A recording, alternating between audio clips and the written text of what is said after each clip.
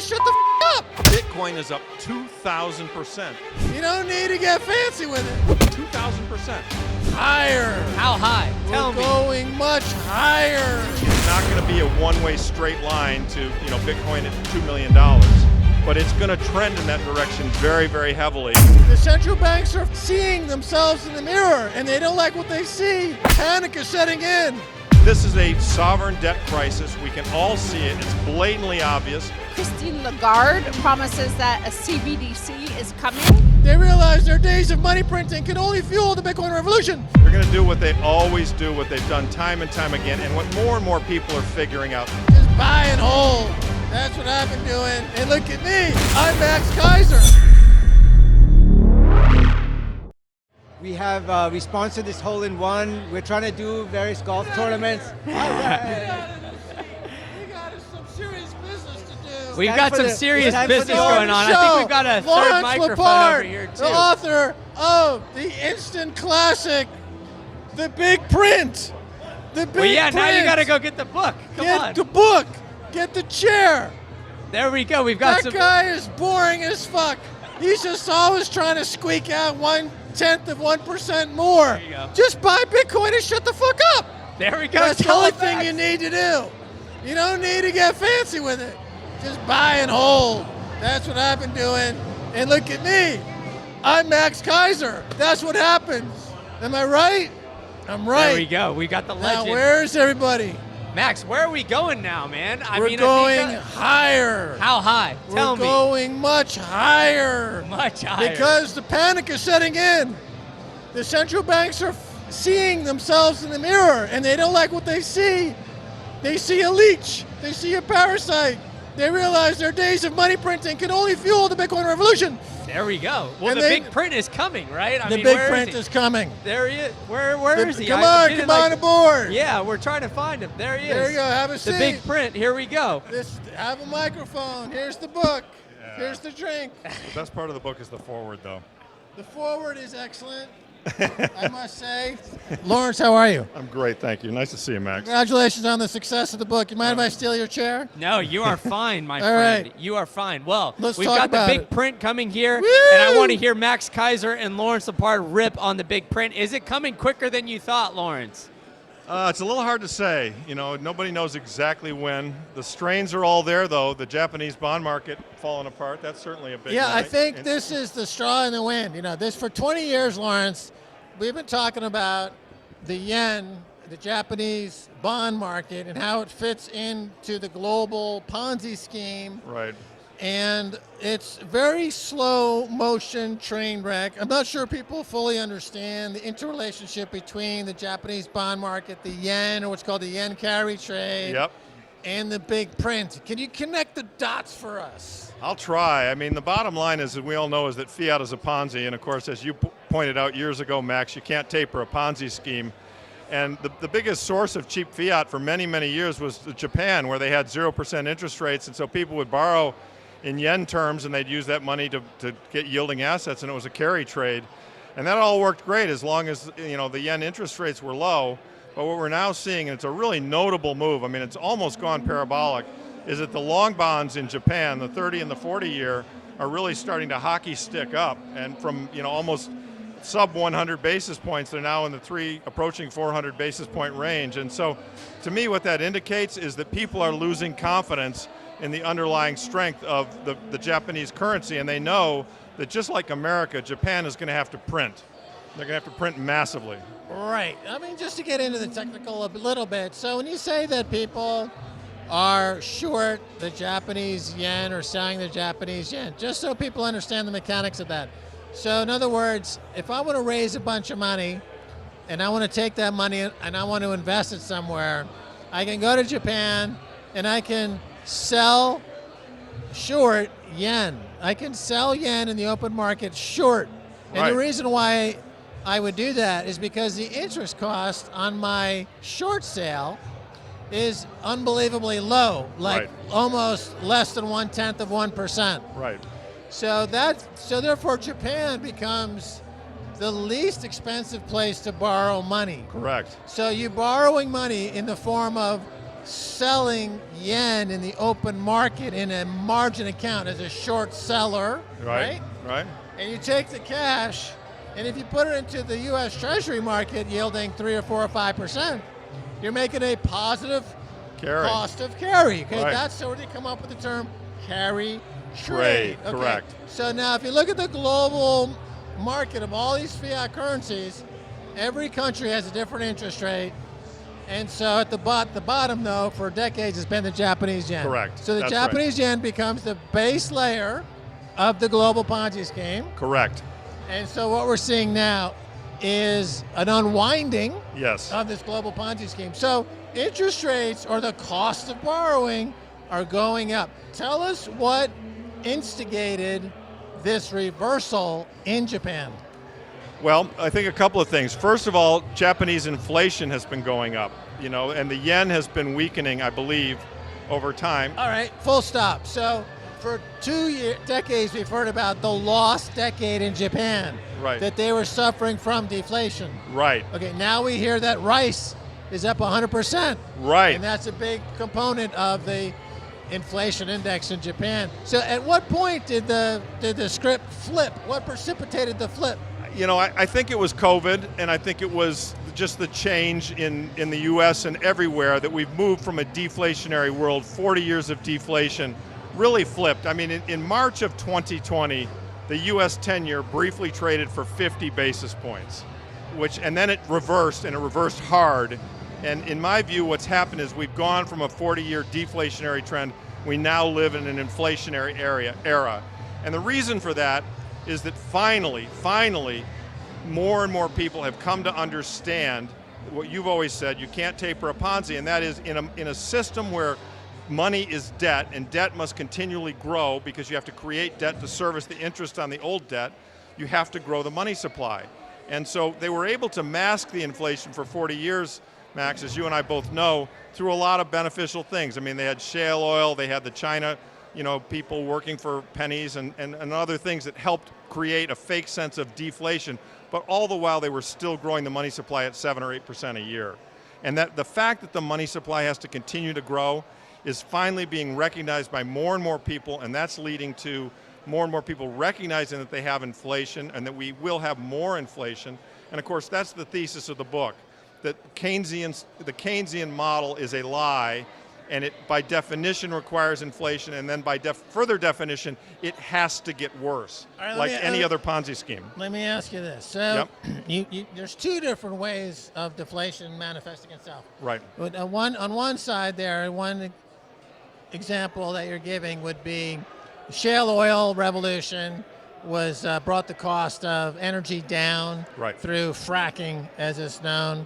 Or you had outsourcing of labor to China, which obviously reduced labor costs in countries like America by 90, 95, 96 or more %. Okay, but getting back to Japan for a second, and I want to ask you this question.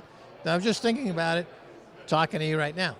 Is it possible to create artificial deflation? And what I mean by that is it possible on these low interest rates in Japan to be caused by, and what we call naked short selling, where the financiers out there are just selling trillions and trillions of dollars worth of futures contracts to borrow against, but those futures contracts don't really exist in the market. Yes. Is that possible? I think it's possible. I think it's highly likely. Then isn't that ultimately the straw that broke the camel's back? Because at some point you run into a situation where the market cannot withstand.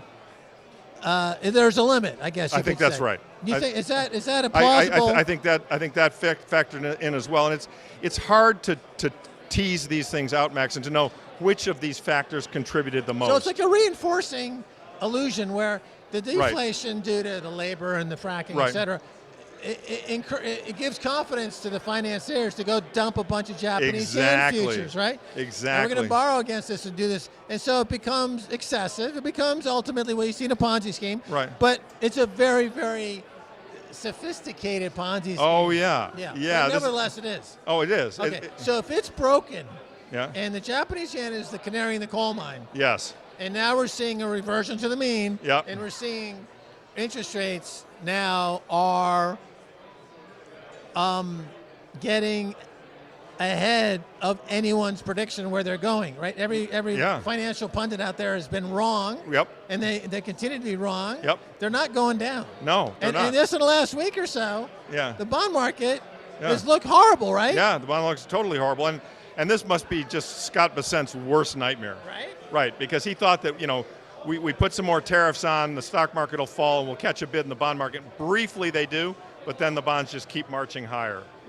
Right. And he says stuff like, well, we're going to stimulate the economy by, not raising rates or maybe lowering rates. It's the supply side economics theory that's not has Well, never and worked. what's very interesting is, of course, the Trump administration started off with DOGE, which was a noble effort, but eventually they had to pivot, and as Lynn pointed out, they've now gone to, okay, well, let's not worry about DOGE. We're going to outgrow it. Right. Well, the only way to outgrow it is to have GDP go up faster than debt. And the only way GDP can go up faster than debt is either we get an enormous productivity increase, i.e. we get fusion tomorrow, which isn't going to happen. We get total AI tomorrow, which isn't going to happen. Or we inflate the underlying currency so that the GDP number gets bigger, even though the number of goods and services provided does not get bigger. But there's another paradox here, because if you try to grow the economy, you have to do CapEx. You have to borrow. Right. And your borrowing costs are going up. Getting higher, yeah. And the interest on the borrowing is going up. Yeah. So you don't have room That's to right. borrow, You're crowded even out. to grow Yes. the economy on that side either. Yeah, that's another great Right? point. That's Right? another So- great point. Yeah. right? Again, what the book points out, and once again, thank you so much for writing the brilliant foreword to the book. What the book points out is that they are trapped, and all roads lead to monetary debasement. They just do. Right. So let's talk about the timing of all of this, because the bond market having a fall has been the widowmaker Yeah. for 20, 25 I years. know. I know. Because they always come up with some way to extend and pretend. Yeah. But let's say the timing, and I think the Japan market is telling us that this is the end. We're close. So We're very close. The timing of your book could be, you could have nailed it. Maybe. The one guy out of 10,000 who actually got it right I don't know about might that. be Lawrence Lepard. I don't know about that. And so, correct me if I'm wrong, but just to repeat what you just said, there's only two paths. One is, because you ultimately are destroying the dollar. So if you don't want to destroy the dollar, you would have to allow a lot of these bonds to go belly up. Right, and that would be a depression or 1929. Right? 1929. And they're not going to let that happen. Deflationary depression. Exactly. Which they're not going to happen. They're not going to let it happen. Right. So they're going to print. They're going to do what they always do, what they've done time and time again, and what more and more people are figuring out. And that's why sound money is absolutely crushing bonds. I mean, since 2020, Bitcoin is up 2,000% measured in sovereign bond terms. 2,000%.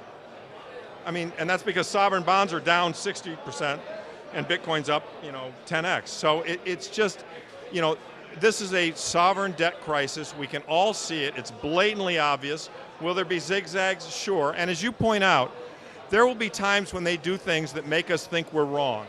And it's not going to be a one-way straight line to, Bitcoin at $2 million. But it's going to trend in that direction very, very heavily.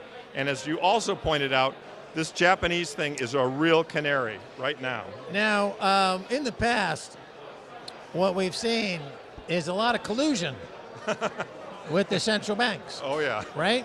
And so the Fed will say, we're engaged in quantitative tightening, Yeah. but the European Central Bank will ramp up printing. Right.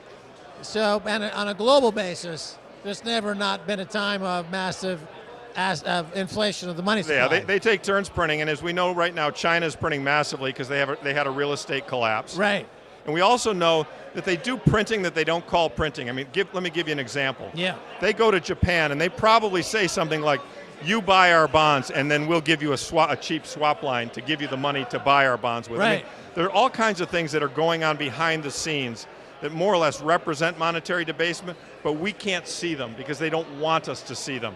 Another good one is the SLR, which is the supplementary leverage ratio, which limits how many bonds the banks can buy. Well, they've already hinted that they're going to eliminate that. So effectively, they're going to enable the banks to do QE, which is really what they did in World War I, where they said to the banks, hey, buy these Liberty bonds, and we're going to give you money cheaper than the Liberty bonds. You're going to make a positive carry. Right? They're going to do the same thing here. So, and Bitcoin, therefore, they never saw it coming. That's right. Because that's the escape hatch, as right. Christine Lagarde. Well, some of them kind of do see it coming, but they don't want to. They certainly don't want to admit it because it takes away their privilege. Well, was the first sign of all this back in Japan, like last August, when that carry trade, just the raising of the interest rates by 25 basis points, send the shockwaves. Was that sort of sounding the alarms? And yes, that was the first step, but it's only gotten worse. I mean, that chart, the charts on the Japanese interest rates are just stunning. The best place to buy Bitcoin in the United States and Canada is the Bitcoin Well. You could go to the bitcoinwell.com/green candle and sign up today, and they will give you wishing well tokens. They are one of the only exchanges in the United States that will give you free sats every time you buy Bitcoin. You have a chance to win 1 million sats every time you buy. You get wishing well tokens. You flick the coin down the wishing well, and you have the chance to win 1 million sats. You heard me here, folks. 1 million sats. And on top of that, they have the absolute best over-the-counter service where you can make purchases over $50,000, and they will walk you through the whole thing. They have the best rates in the United States and in Canada. And on top of that, they have the best white glove service where they will take you through those giant purchases just so you feel comfortable. You'll get it in cold storage, and it's strictly non-custodial. They are saying, we want you to experience the true power of Bitcoin and that self-custody. So go to the well, sign up, bitcoinwell.com/green candle today. Okay, so you've discovered Bitcoin and are on the path to financial self-sovereignty. But simply holding Bitcoin is not enough. You need to make sure that it's scored properly and you are in 100% control over all your assets. So sharing your keys with third parties and taking on that counterparty risk is not the answer. The answer is pure and simple. It's uncompromising self-custody, and there's no better way to do it than the Bitcoin way. They've got over 25 years of cybersecurity experience, and their team of experts can help you properly self-custody your Bitcoin, secure your digital life, configure your privacy phones, and even establish a Plan B residency if you're looking to do so. So I'm gonna help you guys out here and give you a free consultation if you take the first step and visit thebitcoinway.com/green candle, and you can check out the boys at the Bitcoin Way and see how they can help you become self-sovereign. Back to the show. I mean, We'll talk about in Japan, what do they call it? Yield management or yield curve control. Yield curve control, YCC, right? Yeah, right. They did that last year. Yeah, but it didn't work. Right. I think because of the presence of Bitcoin. Probably. And so now nobody believes them if they're going to try and do it again, right? Yeah, they're going to have a Liz Truss moment. They're going to have to do it again. I mean, bottom line, and the great advantage that all Bitcoiners have, in my opinion, is that we understand something that's absolutely true. It's almost mathematically true. And we also understand the way the system is constructed. And there's no way for the system to stop what they're doing. And so, you know, we know where it's going. Now, the thing we don't know, the thing that's tough, and it's been tough for me because I've been fighting this battle for 40 years, as have you, is we don't know the zigs and the zags, and we don't know how fast. But you know, I sleep well at night knowing that my kids are going to be completely financially secure because the things I own are going to go up in value in an enormous amount. Hi. Hey, Stacy. Thank you for joining us. Yeah, no, I was sitting right off there waiting for you guys to call me up on stage, but you guys were talking and talking and talking. By the way, I brought you both signed hard copies of the book. I also brought one for President Bukele. I hope you guys can give that to him. That would be nice. I have it right there. Yeah. Hopefully nobody steals it. Right, so finally, let's talk about gold. So gold is not absent from the party. No. So it is waking up. It's analog sound money, and it's the second best to Bitcoin. Bitcoin's going to crush it in terms of alpha. But as I always say, you can't print gold. You can't print Bitcoin. And so for my 80-year-old clients who don't want to have a 50% drawdown, some of them own gold, and that's okay. Yeah. And it's not going to go up as fast, but it's not going to lose value. 8 billion people know that it's got value. And Bitcoin will ultimately demonetize gold. That will happen, but not tomorrow. There will be plenty of time to make the transition from one to the other. How's the book doing? Is it selling well? It's doing well. We sold 25,000 copies. Wow. Yeah, which I don't know in book terms. I don't know if that's good or bad. That's really good. I think that's really good. Yeah, and wow. Yeah, but to be frank, I mean, I'm gonna, I'm always a half-empty kind of guy, being an old boomer. We got to get it to the normies. The Bitcoin people like it. I appreciate that, and I love all the support. I'm very thankful for everyone who's bought it and recommended it. Success will come when we get onto the mainstream media platforms, and Tucker and everyone else. We got to get the rest of the world, Max. You know that, right? And that's why I wrote it. Yeah. Well, it's true, but you can lead a horse to water. Well, that's but right. You can't teach him to surf. Okay. Well, thank you for joining us here on the Bitcoin Sports Network podcast. And are you on stage at the main event? I'm not doing a speech. I think I'm on a panel with a couple of guys, and I'm happy to do that. And I'll be hanging around signing books. I brought as many books as I could realistically figure out logistically, about 300. So if you want one, see me on the first day, because I suspect I'll sell out. And they're available on Amazon. So. All right. Well, buy them and then leave a review.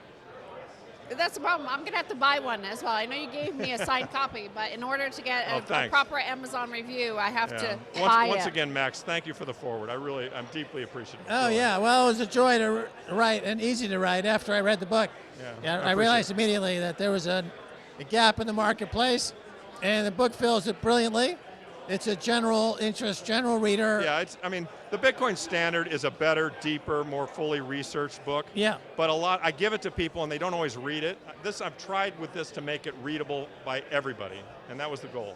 Yeah, definitely. I like all the explanation of memes in the back. He gets into the memes, how do memes work and meme. You don't find that in the Bitcoin Standard. Safe. Only in this book do they go into the memes. Very important. Yeah. All right, Lawrence, thanks. Thank you very much. Thank you. All right, so I guess we're going to continue on. I'm going to come over here. We're going to stay on stage, Max. Okay. Me and Max are. Oh, okay. Let's do it. See you guys. See you. We're going to stay. People. Stay on stage. Yeah. People that need people. So the biggest conversation I've been having is with people who have been the players. Yeah, what are they saying? They all say that, our food at the Max Keiser Golf Invitational was exceptional, right? Compared to nowhere is going to be able to compete with the Max Keiser Golf Invitational because we have Chef Rick, right? Self-custody can be a daunting task. That's why I've partnered with BitBox. They have the best hardware wallet. They make it the easiest to put Bitcoin in self-custody. So go to bitbox.swiss/greencandle today and use promo code greencandle and you can get 5% off your entire order. They make it so easy, all in one. You could get the hardware wallet, you could get their punch plates, you could do it all right there on that website to make the self-custody experience the easiest it can be. So visit bitbox.swiss/greencandle, use promo code greencandle, get 5% off your entire order, and get your Bitcoin off an exchange into self-custody today. All right, enough from me. Let's get back to the show. My favorite thing about Bitcoin is meeting Bitcoiners in person. That's why I'm so excited to tell you guys about what is going on June 14th down in beautiful Tampa Bay, Florida. That's the Sound Money Soiree paired with Bitcoin Day. They're bringing a full day of great talks with amazing speakers like your boy here. And we're topping it off with a black tie event just for you and bring in that hot lady friend. We had Bitcoin cross 100K. We're all getting girlfriends, folks. So come on down to beautiful Tampa, Florida, and if you use the link below, you will get 10% off your entire order, whether you want to go to just the black tie event or black tie event plus Bitcoin Day. You'll get 10% off using the links below. Also, if you're thinking about going to BitBlock Boom in April, if you're going to Vegas in May, or if you're thinking about going to Prague in June, use my promo code GREENCANDLE for all of those. You'll get 10% off your entire order. And come bug me. I hope to see you guys very soon at one of these great in-person events. Enough for me. Back to the show. Yeah, Chef Rick brings the goods to the buffet line, and of course, it did very, very well, and it's become an international sensation. I'm already losing my voice. I don't think you need to shout so loud. I think I can't stop. That's your style. That's your style, is to just Sorry. shout. Is to shout. So we just landed in Vegas, and we literally came straight here. Yeah. From the plane. You've already been given a whole bunch of hats. It's really I got hats, we got books, we got swag. We're cooking already on day one. It's not even day one. When does the conference begin? tomorrow, but it's like a what do they call it? The business, it's the sort of, not the whale, it's like the whale business side. They meet with important business people. Yeah, that's like, day one, yeah. Yeah, we're not on that day one. No. We're on the final day. Yeah. At 12:30, and that's a good slot to have because. Yeah, definitely. 12:30 we're on, and the Bitcoin Sports Network is doing a great job in expanding all their events all over the world. Really, they got this one here in Vegas. We got the Max and Stacy in El Salvador. They've got, I think, another one in Nashville. Yeah. And we're looking to do one in Panama now because Panama is becoming a hot spot. Oh, yes. For Bitcoin sovereign adoption. Yes, Meyer Mizrahi, who is the mayor of Panama City, he's here in Las Vegas right now, and he's going to be on stage with us. He's been messaging me asking where we are and what are we going to do tonight. And yeah, he knows where all the good restaurants are. Yeah, but usually we're in bed and asleep by like 8 o'clock. And Chris and Frida, of course, once again, it looks like a huge success here. Place is really popping. It's happening here in Vegas. Everyone walking out when we were walking in earlier seemed really happy and smiling. Well, the interesting thing to me is how the Bitcoin is becoming such a deep and rich culture of its own, right? Yeah. Like compare like this to that first Bitcoin conference in 2011 in Prague, when there were 20 or 30 sort of, people with autism and Tourette's there, all the coders, me, you, Simon Dixon, and Pierre Noisa from Paymium. And, a lot of people are talking about Pierre because his daughter was, they just tried to kidnap her in Paris. So this is a big issue of security around Bitcoiners. But wow, like it's literally insane that everything keeps on happening in France like that. Yeah, the security issue is becoming more and more important for sure. And France is, you know why? Because there's a lot of shit coining in France. So it tends to warp the mind. And it breeds a lot of depraved people. Well, as Bastiat, the great French statesman, said, when plunder becomes a way of life for a group of men in a society, across the course of time, they develop for themselves a legal system that justifies it and a moral code that glorifies it, right? So this makes sense in a Europe that prints money relentlessly, where Christine Lagarde promises that a CBDC is coming so that they can control more of what you do and what you say and what you spend your own money on.